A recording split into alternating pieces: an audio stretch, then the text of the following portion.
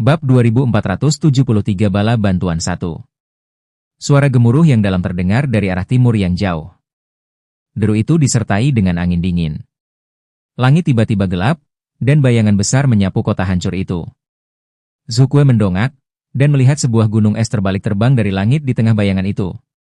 Kabut dingin membubung tinggi, dan gelombang dingin menyapu masuk, bercampur dengan kobaran api di udara. Itu adalah Xuanwu. Dia diselimuti es hitam tebal dan sisik logam, membawa gunung es di punggungnya, seperti binatang buas raksasa yang membawa musim dingin. Tubuhnya, seperti gasing raksasa, turun dari langit, membelah udara menjadi dua aliran yang bergejolak. Saat jatuh, bumi bergetar hebat, dan api dalam radius beberapa kilometer langsung padam. Wilayah Laut Cina Timur, Xuanwu, bergabunglah dalam pertempuran. Dia berbicara dengan suara berat, suaranya seperti palu yang menghantam langit. Lu Xiao sedikit mengangkat kepalanya. Secercah ketertarikan muncul di matanya, dan sudut-sudut mulutnya kembali melengkung, memperlihatkan senyum mengejek. Kau kura-kura laut? Hehe. Lumayan.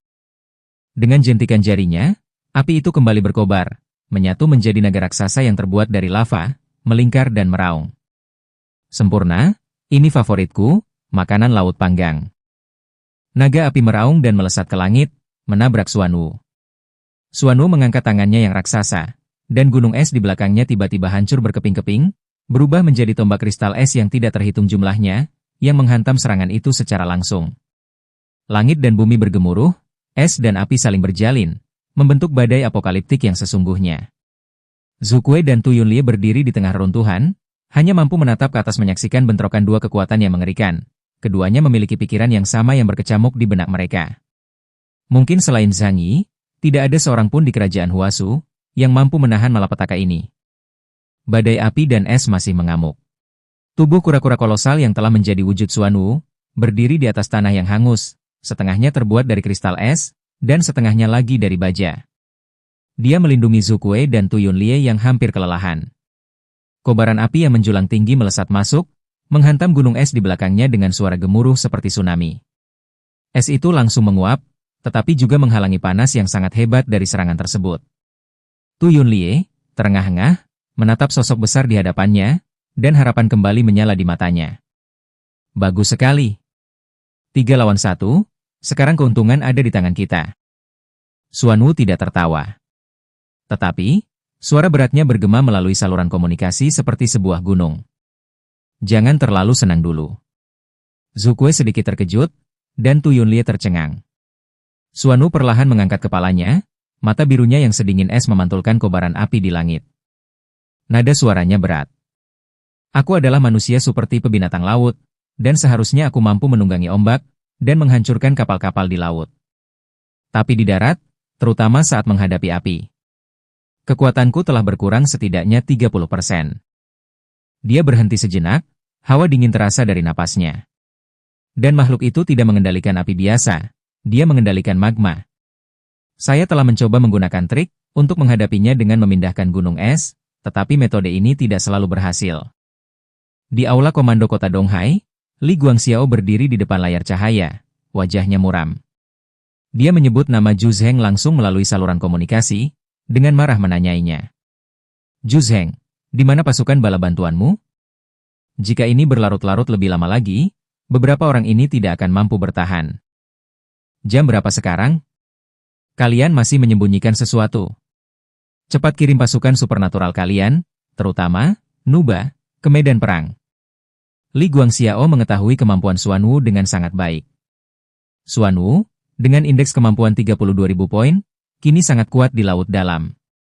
Namun, harga yang harus dia bayar adalah kekuatannya sangat berkurang di darat. Jika Xuanwu dan Lu Xiao bertukar medan pertempuran ke lautan, dia bahkan bisa menggunakan keunggulan geografis untuk langsung membunuh Lu Xiao. Namun, keunggulan geografis tidak lagi berada di pihak Xuanwu.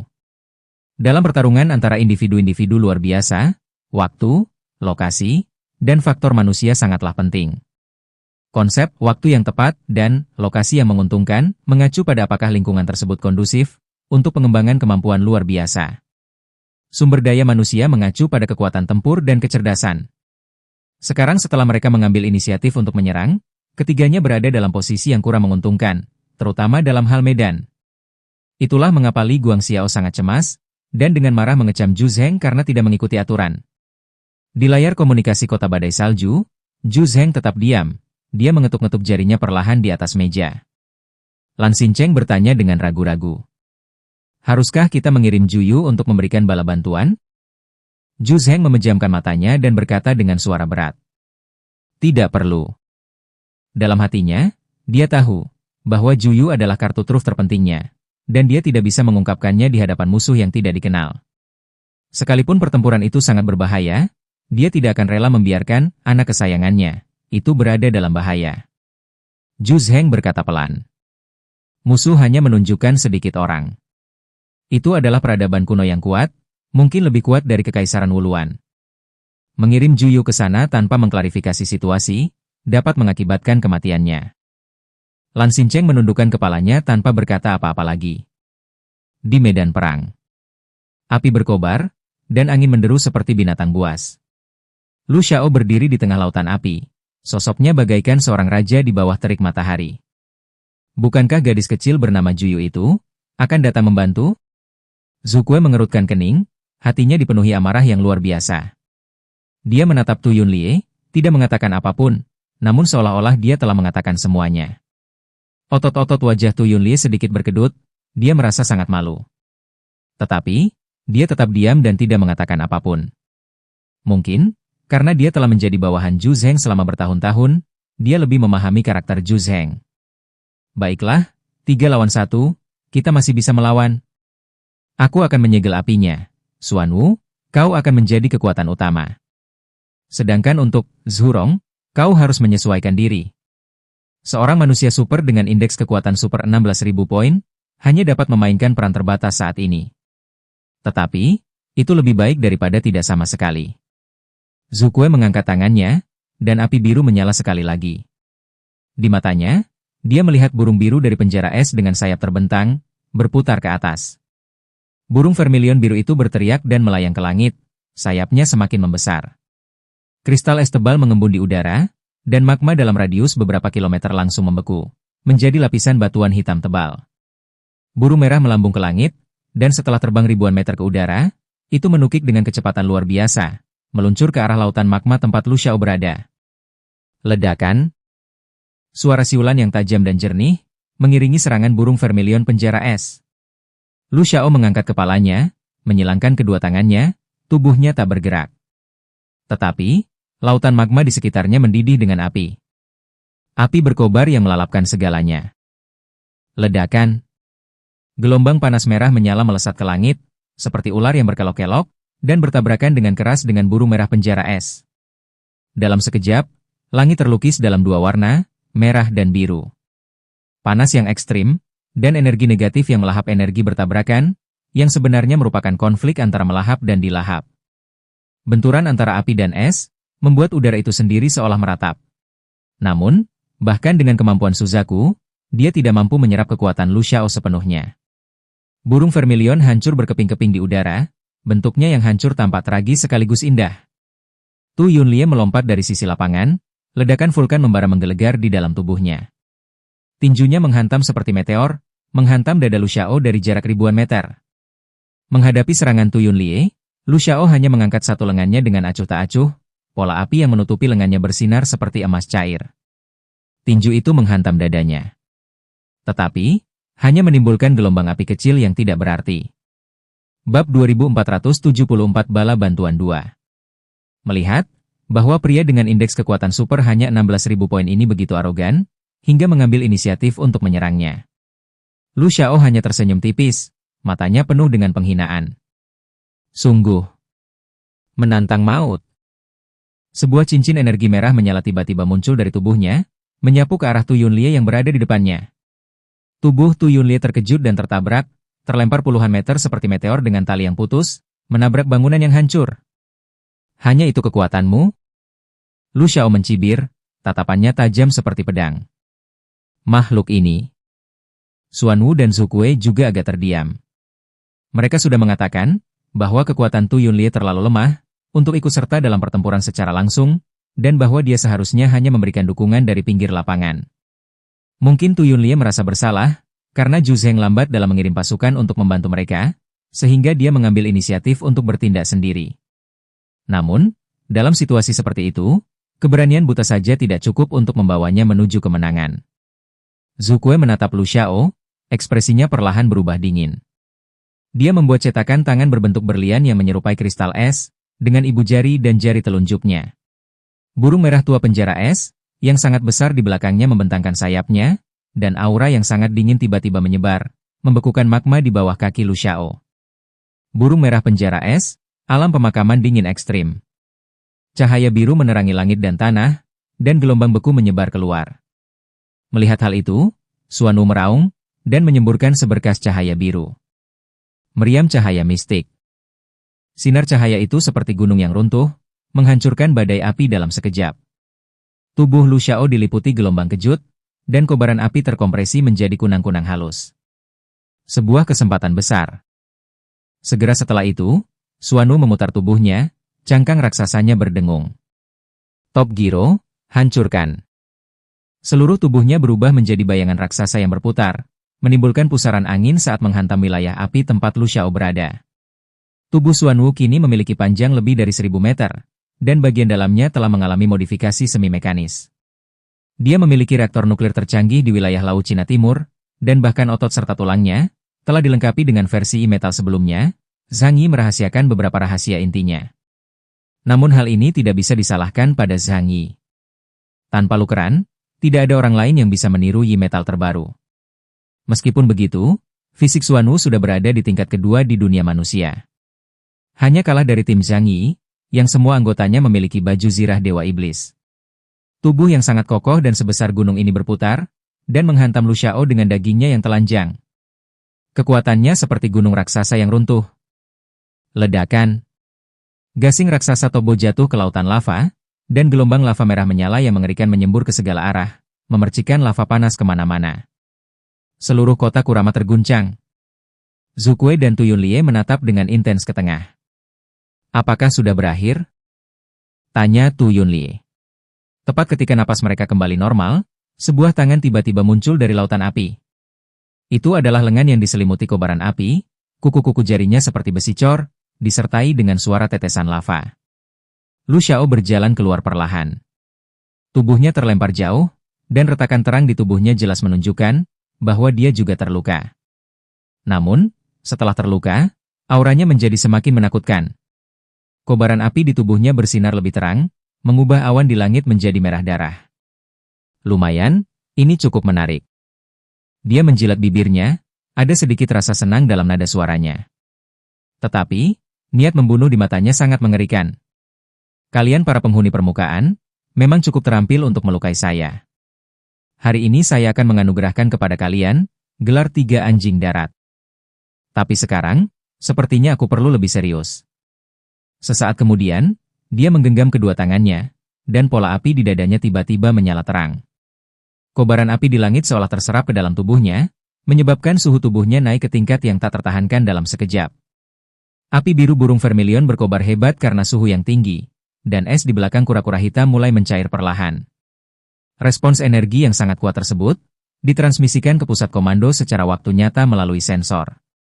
Orang-orang di pusat komando kedua wilayah melihat layar yang dipenuhi cahaya merah menyilaukan dan peringatan bahaya yang terus-menerus.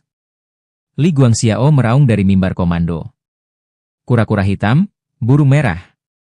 Mundur segera, makhluk itu sedang mengumpulkan energi, dan serangannya berikutnya akan menjadi sangat berbahaya.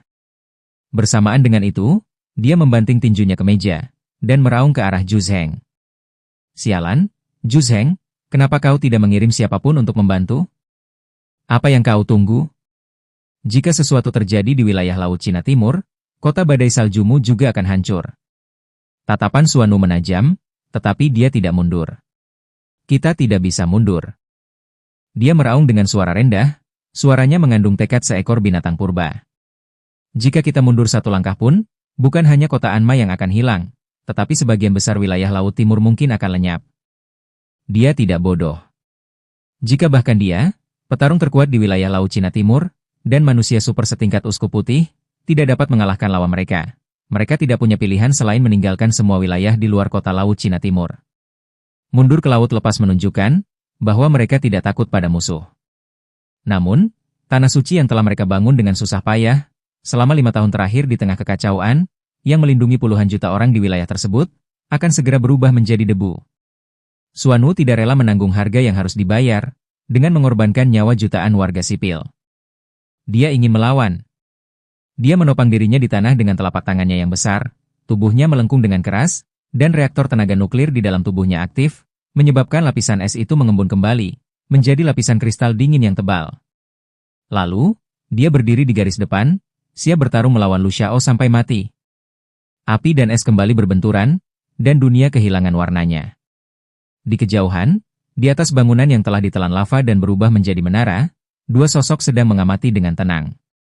Seorang pemuda kurus berkulit merah dari suku Zhurong, bersandar di dinding yang rusak, sepotong kristal batu terselip di antara bibirnya, mengamati medan perang dengan geli. Yang satunya lagi bertubuh tinggi, dengan lengan yang tertutupi sisik batu, dan mata yang menyala dengan api berwarna merah jingga. Jauh di dalam lautan lava, udara di sekitar mereka terdistorsi, memancarkan aura yang sangat kuat. Mereka menyaksikan Lu Xiao melawan ketiga orang, tetapi mereka tidak menunjukkan niat untuk membantunya. Sebaliknya, mereka menonton dengan geli, seolah-olah itu hanya sebuah permainan. Sutun, lihatlah orang-orang permukaan itu, mereka cukup menarik. Huo Gui, prajurit elit jangkung dari klan Jurong, menyeringai. Aku bahkan telah mempertimbangkan untuk memelihara mereka. Sang pemangsa kekosongan di sampingnya mengangkat tangannya dan menyenggol kristal batu itu, sambil berkata, mereka mungkin dapat bertarung. Tetapi, mereka semua hanyalah makhluk rendahan yang ditakdirkan untuk punah. Nada suaranya lesu, matanya dipenuhi dengan penghinaan yang tak terukur. Mereka bahkan tidak bisa menembus lapisan luar baju zirah batu Lu Xiao, dan ini yang disebut manusia sebagai yang terkuat? Hantu api tertawa terbahak-bahak. Sungguh menyedihkan, mereka pikir mereka bisa menang dengan 3 lawan 1. Mereka hidup dalam mimpi mereka sendiri. Sutun menyipitkan mata, seolah sedang menonton pertunjukan hiburan. Tapi aku menyukai keputusasaan mereka. Di medan perang, 3 sosok masih berjuang memadamkan api. Cangkang raksasa Suanu retak karena panas, tinju Tuyun Lie hangus hitam, dan api biru Zhukue hampir padam. Di tengah lautan cahaya merah tua itu, sosok mereka tampak kecil, namun mereka masih berpegangan erat dengan putus asa. Bab 2475 Bala Bantuan 3. Huo Gui meregangkan tubuh, dan terkekeh pelan. Benar, era ini akan segera dimulai kembali. Sisa-sisa era lama harus mundur. Tetapi, sejarah mereka yang hanya 6 generasi terlalu singkat. Siapa yang tahu, kata Sutun acuh tak acuh. Kita hanya mengikuti kehendak Sang Pencipta. Reaksi Sutun acuh tak acuh, dia tidak menunjukkan kesombongan, meskipun manusia generasi ke-6 itu lemah. Lagi pula, sebagai cabang dari generasi ke-4 manusia, mereka sangat berjaya pada saat itu, dan menindas para dewa Druk. Tetapi, pada akhirnya mereka hampir musnah. Pada akhirnya, Sang Penciptalah yang turun tangan, mengumpulkan semua penduduk Druk yang berada di daratan pada waktu itu, ke satu-satunya benua di dunia itu, dan menenggelamkannya dengan satu pukulan, sehingga menyelamatkan mereka. Harga yang mereka bayar adalah mereka sepenuhnya menarik diri dari era itu, bersembunyi dan menunggu kedatangan era baru. Seperti manusia generasi kelima sebelumnya, mereka hanyalah bidak di papan catur Sang Pencipta. Ikuti jalan takdir, dan melangkah menuju kehancuran. Sutun memejamkan matanya dengan sedikit emosi, dan berkata pelan. Di garis depan, kobaran api dan gelombang es bertabrakan sekali lagi, mengubah dunia menjadi api penyucian. Suanu, Zhukue, dan Tuyun Lie sudah mengerahkan seluruh kemampuan mereka. Suanu bagaikan gunung yang bergerak, lapisan es pelindungnya retak lapis demi lapis, dan meriam cahaya mistik yang dimuntahkannya sepenuhnya ditelan oleh gelombang udara yang membakar. Penjara es burung vermilion berubah menjadi phoenix es berbulu banyak, dengan rentang sayap mencapai 100 meter. Api biru membakar kehampaan, berbaur dengan kobaran api di daratan membentuk lautan api. Tuyun Lie meraung, dan kobaran api dahsyat meletus di dalam tubuhnya. Ledakan vulkan merobek tanah menjadi arang, gelombang kejut menyebar keluar dalam lingkaran konsentris. Meskipun yang terlemah, dia lebih memilih mati daripada mundur. Tetapi, meskipun mereka bertiga bekerja sama, mereka tetap tidak bisa mengalahkan Lu Xiao. Prajurit Jurong, yang mengenakan jubah api merah menyala, berdiri di tengah lautan api, seolah-olah dewa api telah turun. Tawanya dalam dan arogan, dan matanya memancarkan penghinaan yang kejam. Seluruh wilayah sekitarnya telah berubah menjadi lautan lava, akibat ulah klan Jurong. Dengan keunggulan geografis yang sangat besar ini, dia memiliki keunggulan mutlak, bahkan ketika menghadapi 3 lawan sekaligus. Hanya itu, pria dengan 30.000 poin itu sepertinya bernama Suanu atau semacamnya. Suzaku memiliki kemampuan ganda es dan api, dan manusia yang hampir tidak bisa memancarkan cahaya. Apakah ini yang terkuat dari generasi ke-6? Ini terlalu lemah, sama sekali tidak penting, sama sekali tidak berguna. Lu Xiao mengejek mereka bertiga tanpa ampun. Ketiga orang itu, termasuk Suanu, tampak sangat muram. Tiba-tiba, Tu Yunli meraung. Yang terkuat dari generasi ke-6? Bukan kami. Di kerajaan Huasu ini, ada makhluk yang jauh lebih kuat dari kami. Begitu dia menunjukkan dirinya, kalian bukan tandingan baginya. Suanu dan Zukue merasakan gelombang keberanian saat menyadari kekuatan Zhang Yi. Dialah yang telah memimpin mereka untuk memusnahkan seluruh kekaisaran Wuluan kala itu. Meskipun ada kecurigaan bahwa dia mengandalkan alat curang, wujud manusia Ling, kemenangan tetaplah kemenangan, dan tidak ada yang bisa meremehkan kekuatannya. Setelah mendengar kata-kata yang terkuat, mata Lu Xiao menunjukkan ekspresi geli yang jelas. Dia perlahan mengangkat tangannya, dan cahaya merah keemasan menyala di telapak tangannya, seketika menguapkan udara menjadi ruang hampa. Serius, kalian keras kepala sekali. Suzaku tiba-tiba merasakan fluktuasi energi yang familiar datang dari bawah tanah. Detik berikutnya, penjara es Suzaku miliknya tiba-tiba runtuh, bola api biru itu sebenarnya ditelan oleh suhu tinggi Lu Xiao. Bagaimana ini mungkin? Pupil matanya menyempit tajam. Burung merah tua dari penjara es seharusnya mampu menyerap dan membalikan energi eksternal. Tetapi pada saat ini, dia menemukan bahwa api tersebut mengandung semacam teknik pemakan api, seolah-olah bahkan struktur energi itu sendiri telah dilucuti. Lu Xiao tersenyum sinis dan berkata, "Kemampuanmu tidak buruk, tetapi kau masih terlalu muda untuk menghadapi pendekar Jurong yang berpengalaman. Kau tidak benar-benar berpikir bahwa aku belum mengetahui kemampuanmu kan?" Dengan dorongan punggung tangan, seluruh tanah runtuh menjadi jurang merah menyala. Api melahap segalanya seperti tsunami. Tu Yunli meraung dan menyerbu ke depan. Tetapi sebelum tinjunya sempat menyentuh Lu Xiao, dia terpukul mundur oleh serangan siku, seluruh tubuhnya dilalap api, dan terhempas ke tanah yang hangus. Suanu menggertakkan giginya, tubuhnya yang besar menghalangi jalan. Top sport raksasa, berputar atas. Dia bagaikan gunung yang berputar, menggunakan kekuatan luar biasa, untuk menahan gelombang api mengerikan yang dilepaskan oleh Lu Xiao. Sebelum mereka sempat menarik napas, mereka terlempar ratusan meter jauhnya oleh energi yang jauh lebih kuat, menghancurkan puluhan gedung pencakar langit. Kobaran api di udara melilit Lu Xiao seperti pita, membentuk jubah yang melambai, dan matanya memancarkan aura dominasi yang alami. Mereka sama sekali tidak menyadari perbedaan kekuatan antara kami, klan Zhurong. Dia menunjuk dirinya sendiri, dan berkata sambil tersenyum. Bahkan aku, Tuan Lu Xiao, bukanlah termasuk dalam 10 besar orang terkuat di klan Jurong.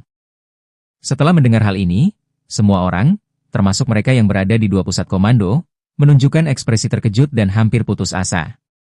Lu Xiao, yang menghancurkan ketiga inhuman dengan kekuatan absolutnya, bahkan tidak bisa masuk dalam peringkat 10 besar klan Zhurong. Seberapa kuatkah seluruh klan Zhurong? Namun, tiba-tiba saya menjadi sangat tertarik pada manusia terkuat generasi ke-6 yang Anda sebutkan. Lu Xiao berkata sambil tersenyum, melipat tangannya, dan menginjak lava yang mendidih. Aku memberi kau kesempatan untuk memanggil orang terkuat yang selama ini kau bicarakan. Tapi kau harus cepat, karena aku tidak punya banyak kesabaran. Terutama saat menghadapi yang lemah. Suzaku dan Suanu saling bertukar pandang, mata mereka dipenuhi keseriusan. Mereka sudah menyadari bahwa 2 anggota klan Jurong yang belum bergerak, Sutun dan Huogui, sedang mengamati dari kejauhan.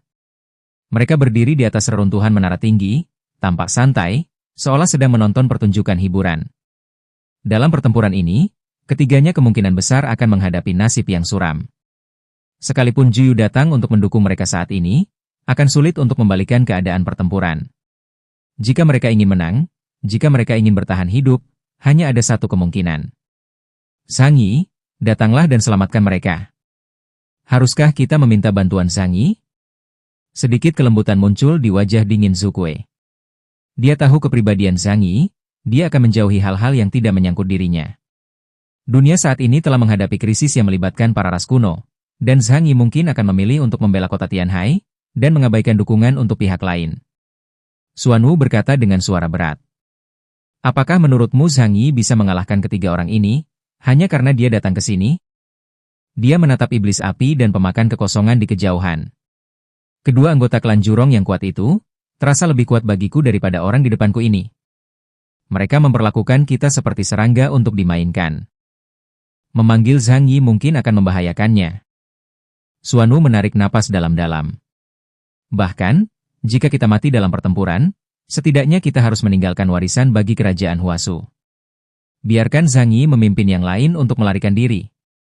Kemampuannya setidaknya dapat melindungi banyak orang, mencegah kerajaan Huasu dari kehancuran.